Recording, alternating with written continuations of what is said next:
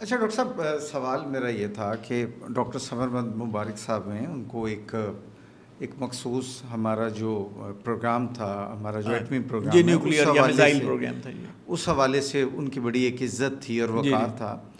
تو ایک تھی علمی دیانتداری جی جو آپ کو اس طرف لے کے آئی.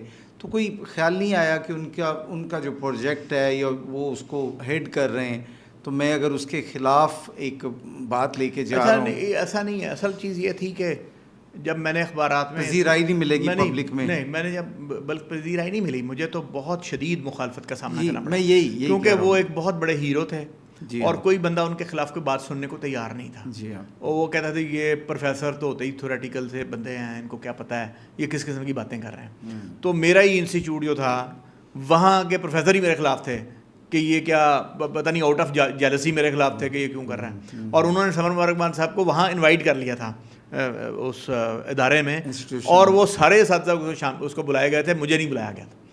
تو مجھے پھر ثمر مبارک خان صاحب جدہ انرجی کانفرنس میں ملے اور انہوں نے کہا یار وہاں ایک پنجاب یونیورسٹی میں ایک پروفیسر ہے جو میرے خلاف لکھتا ہے اور باتیں کرتا ہے. میں کہا جناب وہ میں ہی ہوں اور اس کی یہ وجوہات ہیں، میں آپ کی مخالفت کرتا ہوں.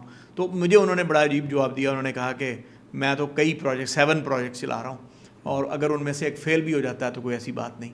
تو میں نے کہا سر میں اس سے اختلاف کرتا ہوں، کیونکہ آپ قوم کو امید دیتے ہیں اور وہ امید جھوٹی ہے.